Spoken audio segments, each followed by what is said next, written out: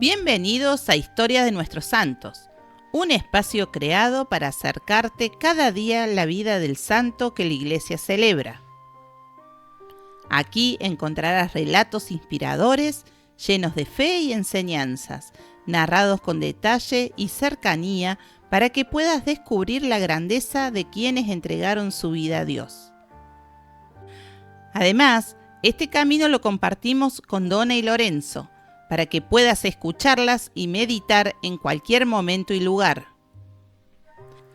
Suscríbete a nuestro canal para no perderte el contenido diario. Activa la campanita de notificaciones y ayúdanos a crecer compartiendo nuestros videos con tus familiares y amigos. Porque conocer la vida de los santos es descubrir que la santidad también es posible para nosotros. En tiempos de guerras, epidemias y herejías, cuando la fe de muchos parecía desvanecerse, surgió un hombre encendido por el fuego del Espíritu Santo.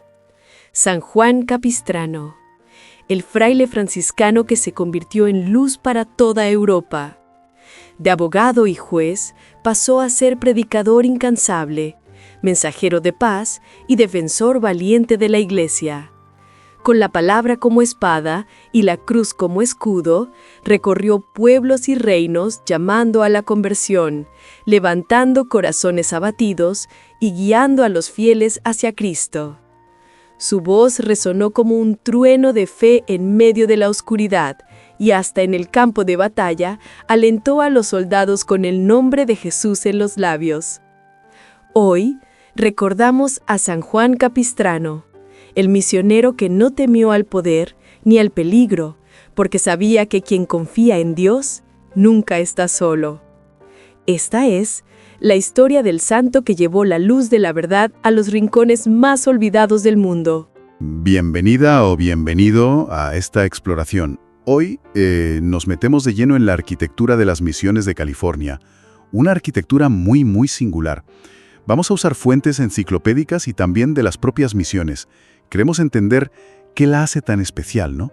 Esa mezcla de querer hacer algo grande y tener que apañarse con lo que había. Los materiales, las técnicas y cómo se ve todo esto en un sitio concreto. La misión San Juan Capistrano. Y también, ¿quién era ese personaje que le da nombre? Exacto. Veremos cómo esa tensión, digamos, entre el ideal que traían de España y la realidad de California dio forma a estos edificios. Creó un estilo muy reconocible. Y sí, San Juan Capistrano nos sirve de ejemplo perfecto para ver esa historia, con sus cosas buenas y malas, claro. De acuerdo, pues. Empecemos por lo general. ¿Qué factores así, globales, dieron forma a la arquitectura de todas las misiones? Porque parece que siempre estaban entre dos aguas. Totalmente. Por un lado, los frailes intentaban replicar la arquitectura religiosa de España, lo que ellos conocían. Pero claro, la realidad era otra. Estaban lejísimos, apenas llegaban materiales de fuera y mano de obra experta, pues poca o ninguna. Así que la palabra clave es adaptación. Tuvieron que ingeniárselas, vamos. Eso es, con lo que había. Y eso empezaba ya por elegir el sitio. Claro, ¿cómo decidían dónde poner una misión? No parece fácil. No, era súper estratégico. Buscaban, tres cosas básicas. Agua, fundamental, que no faltara. Madera cerca, aunque no siempre era la mejor. Ya. Y tierra buena para cultivar y para el ganado. Era un proceso largo, ¿eh? Había que explorar, mandar informes, pedir permisos. Bastante burocracia. Me imagino. Y una vez aprobado, pues nada. Bendecían el sitio y levantaban algo temporal. La iglesia era siempre lo primero, casi siempre mirando este-oeste por la luz, y a partir de ahí crecía todo lo demás. Y de ahí salían esos patios, los cuadrángulos esos tan famosos, ¿no? Justo, era la forma más lógica de organizar todo.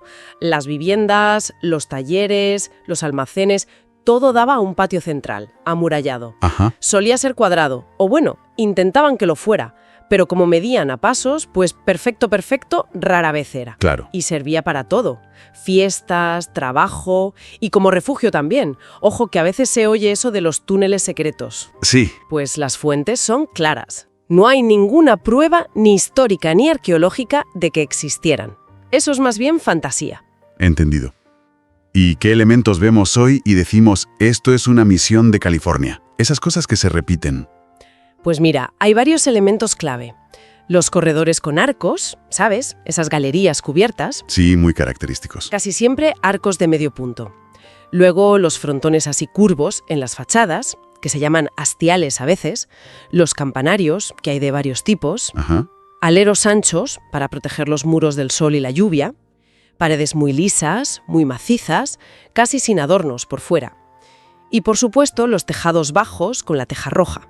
Si las comparas con misiones de México, por ejemplo, son más sencillas. Sí, en general sí. No tienen esa decoración barroca tan cargada que ves en otros sitios. Pero esa sencillez que viene de la necesidad les da un aire muy especial, ¿sabes? Una estética muy propia, muy ligada al paisaje de allí. Hablemos de materiales, que eso lo condicionaba todo. El adobe es el protagonista absoluto. Totalmente. Era el material base, por pura necesidad. Es básicamente barro, arcilla, limo, arena, lo que hubiera por allí, agua y algo para que ligara, como paja o estiércol. Ya. Se mezclaba todo, a veces pisándolo con los pies, se metía en moldes de madera rectangulares y a secar al sol. Un curro tremendo, ¿eh? Me imagino. Una técnica que venía de España y México, pero muy trabajosa. A veces, fíjate qué curioso, encuentras huellas de manos o pies de los trabajadores que se quedaron marcadas en algún adobe. ¡Qué bueno! Y claro, ese material es el que obliga a hacer esos muros tan anchos, tan robustos. ¿Y la madera? Decías que era un problema. Sí, conseguir vigas largas y derechas era complicado, cerca de la costa. Tenían que usar lo que había, pino, álamo, maderas a veces no muy buenas. Claro. Y traerlas de lejos. A veces, fíjate, las hacían flotar río abajo, como en San Luis Rey, ingenio puro. Desde luego. Y esa escasez de madera buena limitaba el ancho de los edificios, sobre todo de las iglesias. Se usaba para las vigas del techo, para los marcos de puertas y ventanas, y también para reforzar los muros de adobe por dentro. La piedra, bueno, si había cerca se usaba, arenisca sobre todo, que es más blanda, pero claro, menos fuerte. Y la unían con mortero de barro, una técnica indígena, porque la cal, para hacer mortero bueno, no siempre era fácil de conseguir. ¿Y los ladrillos? Los ladrillos cocidos, sí. Esos eran más resistentes que el adobe, claro, porque iban al horno. Se usaban para sitios clave, los cimientos, las esquinas, para hacer arcos o para solar el suelo. Y las tejas rojas. Son el icono. Pues mira, empezaron a usarse más tarde, hacia 1790. Antes los techos eran de paja o de tierra apisonada. Anda. Claro, imagínate el peligro de incendio y además con la lluvia se estropeaban y dañaban el adobe. Así que la teja fue un avance brutal. Ya veo. Se moldeaban sobre un tronco para darles la forma curva, se secaban al sol y luego se cocían en hornos. Hay un pequeño debate sobre qué misión fue la primera en usarlas, si San Antonio de Padua o San Luis Obispo. Curioso. Y se colocaban unas sobre otras, y esa forma cónica ayudaba a que encajaran bien y no se deslizaran. Protegían muchísimo el edificio. Fascinante cómo se las arreglaban. Oye, ¿y cómo construían? ¿Cómo levantaban esos muros de adobe tan gordos? Pues los cimientos al principio eran muy básicos, una zanja y piedras de río. Luego ya empezaron a hacer bases más serias de piedra con mortero. Hubo una técnica más antigua, el bajareque, que era como... Como un entramado. Sí, como una especie de jaula de postes de madera. Y los huecos se rellenaban de barro. Pero era menos duradero que el adobe. El adobe fue el rey. Colocaban los ladrillos ya secos en filas y los unían con más barro húmedo, como si fuera cemento. Los muros eran increíblemente gruesos, a veces 1,5 metros o más. En la base. Madre mía. Era para compensar que el adobe no es súper resistente y que no había albañiles muy expertos. Para reforzarlos, metían vigas de madera dentro, ponían contrafuertes por fuera. Esos apoyos inclinados que se ven, esos mismos. Y pilastras por dentro, muchas veces de ladrillo. Usaban andamios de madera muy sencillos y a veces, al terminar, dejaban los postes del andamio metidos dentro del muro. ¿Y para subir cosas pesadas como vigas o campanas? Pues con poleas y cuerdas, sistemas muy rudimentarios. A veces se ayudaban de marineros, si la misión estaba cerca de la costa, que sabían de aparejos de barco. Lógico. Y para que el adobe aguantara la lluvia y el sol, lo cubrían. Por dentro con cal y agua, el encalado blanco típico. y por fuera con estuco, que es una mezcla de arena y cal más dura. Ajá. A veces, para que agarrara mejor el estuco, rayaban un poco el muro de adobe o le incrustaban trocitos de teja rota, trucos. Y los techos, pues se apoyaban en vigas grandes de madera. En las iglesias a menudo las pintaban con motivos sencillos. Las vigas se apoyaban en ménsulas, esas piezas de madera tallada que salen del muro. Sí, las he visto. Encima de las vigas ponían tules, que son unos juncos de allí, como aislante, y sobre eso las tejas, pegadas con barro o con brea. ¿Y las puertas y ventanas? Pues las ventanas eran pequeñas y altas, por seguridad y también por la estructura del muro de adobe. Vidrio casi nunca había, era un lujo. ¿Y entonces? Pues usaban pieles de animal tensadas y engrasadas, que dejaban pasar algo de luz. Esa era la luz natural, junto con las velas de sebo que hacían ellos mismos. Poca luz, entonces. Poquísima. Y las puertas de tablones de madera, unidos con clavos grandes de hierro que forjaban allí mismo. Como los clavos largos y buenos eran escasos, muchas veces ataban las vigas y otras cosas con tiras de cuero sin curtir. Imaginación al poder. Desde luego. Bueno, hemos visto cómo se construía. Ahora vamos a lo que define el estilo misión. Esos elementos que dices, esto es de misión. Pues a ver, hay una influencia muy clara de la arquitectura romana que les llegó a través de España, claro.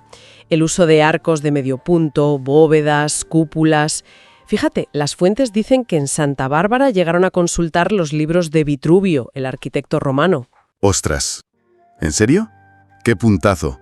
Sí, un intento de conectar aquel lugar perdido con la gran tradición clásica. Muy significativo. Ya lo creo.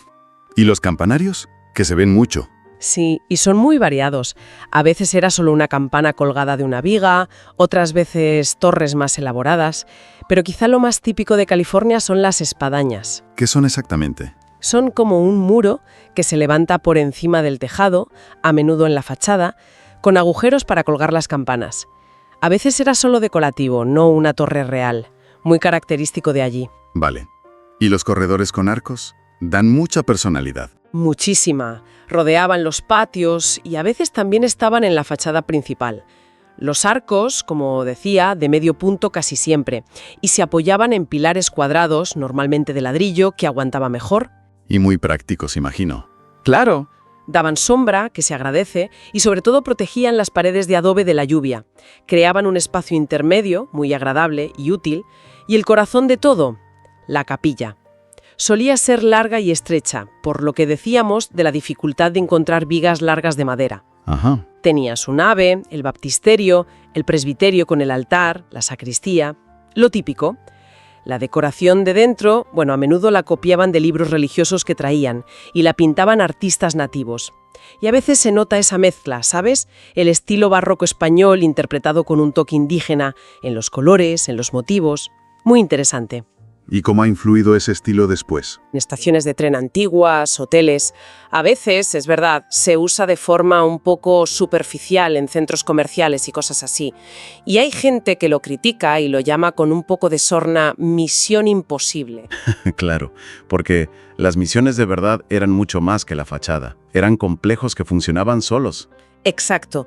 Pequeñas ciudades autosuficientes. Tenían su propia infraestructura. Construyeron acueductos, a veces de kilómetros, para traer agua, con piedra o con canales hechos con tejas curvas. ¿Y para qué usaban tanta agua? Pues para regar los cultivos, para beber, la filtraban como podían, con arena y carbón, y muy importante, como fuente de energía. Movían molinos para moler el grano, prensas para el aceite de oliva. ¡Qué organizado todo! Incluso los muebles tenían un estilo propio. Sí, se habla de un estilo de muebles misión. Aunque el nombre se hizo popular más tarde con el movimiento Arts and Crafts a principios del siglo XX. Los muebles originales de las misiones eran muy básicos. ¿Cómo eran? Pues hechos con maderas de allí, como roble. Líneas muy rectas, muy simples, aspecto pesado, sólido, muy funcional. Sin adornos casi, con los herrajes de hierro forjado a la vista. La función por encima de todo. Luego, diseñadores como Gustav Stickley recuperaron esa estética. Entendido. Pues ahora, si te parece, nos centramos ya en San Juan Capistrano. La llaman la joya de las misiones. ¿Cómo empezó todo allí? Pues fue la 7ª misión que se fundó. Oficialmente la fundó Junipero Serra, el 1 de noviembre de 1776. Hubo un intento un año antes, pero tuvieron que abandonarlo porque hubo una revuelta indígena en San Diego y se asustaron. Ah, vale. El objetivo era el de siempre: expandir el territorio español y convertir a los indígenas de la zona, que eran los Acchachemen. ¿Y qué supuso para los Acchachemen que llegara la misión? Las fuentes pintan un panorama complicado, ¿no? Complicadísimo. Fue un cambio radical, brutal. Si te unías a la misión, tenías que bautizarte, sí, pero también dejar tu lengua, tus creencias, tu forma de vida, tu cultura, todo. Uf. Además, el ganado que trajeron los españoles, vacas, ovejas, cambió el paisaje y acabó con muchas de las plantas y animales que ellos comían. Así que muchos se vieron forzados a ir a la misión para sobrevivir. Ya. Cosas para las que los europeos tenían defensas, pero ellos no. Fue una catástrofe demográfica. Se calcula que la población indígena de la costa bajó casi un 75% en 60 años. Terrible. Qué barbaridad. ¿Y tuvo la misión su época de esplendor? Sí, tuvo unos 30 años buenos. Hacia 1806 llegó a tener unos 1000 habitantes, nativos bautizados, neófitos los llamaban, y producían muchísimo grano y ganado. Su gran orgullo era la iglesia de piedra, la Gran Iglesia, que tardaron casi 10 años en construir. Ujú. Pero duró poco la alegría. En 1812 un terremoto enorme la tiró abajo. Y lo peor es que pilló a gente dentro. Murieron 40 neófitos. Fue un golpe tremendo, moral y físico. Qué desastre. Y a partir de ahí, todo fue cuesta abajo. Menos gente que se unía, muchas muertes por enfermedades, España dejó de mandar ayudas porque estaba con sus propios líos, luego México se independizó, incluso un pirata, Hipólito Mouchard, atacó la misión en 1818. ¿Un pirata? Sí. Y ya con México independiente, en 1833, quitaron las misiones a la Iglesia, eso es la secularización, y repartieron las tierras. La misión de San Juan Capistrano acabó vendida por 4 duros, $710, a un particular. Increíble. Sí, hasta que en 1865, ya con California siendo parte de Estados Unidos, el presidente Lincoln firmó un documento devolviéndola a la Iglesia Católica. Pero estaba en ruinas, claro. Y entonces empezó la restauración. Un proceso muy largo. A finales del 19 hubo un grupo, el Landmarks Club, que intentó salvar lo que quedaba. Pero el gran restaurador fue un cura, el padre John O'Sullivan. Ajá. Estuvo allí desde 1910 hasta 1933 y se dejó la vida limpiando, arreglando, plantando los jardines que hoy son tan famosos. Le devolvió la dignidad al lugar. Mucho después, en los 80, construyeron una iglesia nueva, moderna, al lado, que Juan Pablo II nombró basílica en el año 2000. Pero el corazón histórico sigue siendo la Capilla de Serra. Esa capilla es muy especial. Dicen que es el edificio más antiguo de California que sigue en uso. Y lo más importante, es la única iglesia que queda en pie donde se sabe seguro que Junípero Serra dijo misa. Ah, eso es un vínculo directo con el fundador. Exacto. Muy emocionante, la verdad. San Juan Capistrano también es súper famosa por 2 cosas. Las campanas y las golondrinas. Sí, son sus 2 grandes símbolos. Lo de las campanas es una tradición antiquísima. Tenían 4 campanas grandes originales, con nombres de santos. Sí. San Vicente, San Juan, San Antonio y San Rafael. Las 2 más grandes se rajaron en el terremoto de 1812. Hoy están colgadas en las ruinas de la gran iglesia, pero no suenan. En el campanario, ese muro con agujeros, que sí está en pie, Sí. ahí hay unas réplicas de las grandes y las 2 pequeñas originales. Y esas sí suenan, las tocan a mano todavía en días especiales. Muy bueno. Y todos los días, Sí, todos los días. a las 9 de la mañana, 7 campanadas en honor a Junípero Serra. Hay campaneros oficiales, que son ahora Michael Gastelum y Nathan Banda, que mantienen viva la tradición. Qué bonito. Y las golondrinas, la famosa leyenda. La leyenda, que la hizo muy popular el padre O'Sullivan, dice que las golondrinas vuelven a la misión cada año el 19 de marzo, día de San José. Él contó en un libro una historia muy bonita de cómo un día vio a un tendero del pueblo rompiendo los nidos de las golondrinas y él les dijo: «Venid a la misión, aquí estaréis seguras». ¡Qué tierno! Sí. Es una historia que ha calado mucho y ha creado una fiesta muy popular cada marzo. Aunque, bueno, la verdad es que hoy en día ya no anidan tantas golondrinas en la propia misión como antes. Parece que prefieren otros sitios. Pero la leyenda perdura. Claro, hemos hablado mucho de Junípero Serra. ¿Podemos dar un perfil rápido de quién fue? Pues sí, figura clave. Era un fraile franciscano de Mallorca, fue el jefe, el padre presidente de todas las misiones de la Alta California desde que empezaron en 1769. Ya era mayor, tenía más de 50 años y además tenía una pierna mal, cojeaba siempre. Vaya. Pero era incansable, su lema era siempre adelante, nunca atrás. Fundó personalmente 9 de las 21 misiones, incluida San Juan Capistrano, y bautizó a miles de indígenas. Murió en 1784. En San Juan Capistrano su presencia se nota en la Capilla Serra, claro, y en la zona donde vivían los frailes. Es tan importante para la historia de California que tiene una estatua representándola en el Capitolio de Estados Unidos. Entendido. Y la misión se llama San Juan Capistrano por un santo, que no tenía nada que ver con California, ¿no? Nada que ver. Giovanni da Capistrano, o Juan de Capistrano, nació en Italia en 1386. Hace siglos. Fue abogado y hasta gobernador de una ciudad antes de hacerse fraile franciscano después de estar en la cárcel. Curioso cambio. Sí, y se hizo un predicador famosísimo por toda Europa. Muy fogoso, muy austero, daba sermones de horas que atraían multitudes y luchaba contra las herejías de la época. También fue diplomático del Papa e inquisidor en algunas zonas. Un personaje intenso. Ya veo. ¿Y lo de defender Europa? Esa es quizás su hazaña más conocida. En 1456, ya con 70 años, fue fundamental en la defensa de Belgrado contra los turcos otomanos, que acababan de tomar Constantinopla y amenazaban Hungría. ¿Qué hizo? Pues reclutó un ejército de campesinos y gente del pueblo, una especie de cruzada popular. Y en el momento más crítico de la batalla, se cuenta que se puso al frente con un estandarte de la cruz, gritando «Jesús, Jesús, Jesús», y animó a las tropas cristianas a un contraataque que fue decisivo. Ganaron la batalla. Lo llamaron el Salvador de Europa. Increíble historia. Sí. Lo irónico es que poco después de la victoria murió, no en batalla, sino de la peste que se declaró en el campamento después del asedio, en octubre de 1456. Vaya final. Sí. Lo canonizaron y es patrón de los capellanes militares y de los abogados. Que una misión perdida en California lleve el nombre de este santo guerrero medieval europeo, pues es una conexión histórica sorprendente, ¿no? Desde luego. Entonces, si tuviéramos que resumir esta exploración, ¿con qué idea nos quedamos? Parece que la arquitectura de las misiones es como un ejemplo de adaptación, ¿no?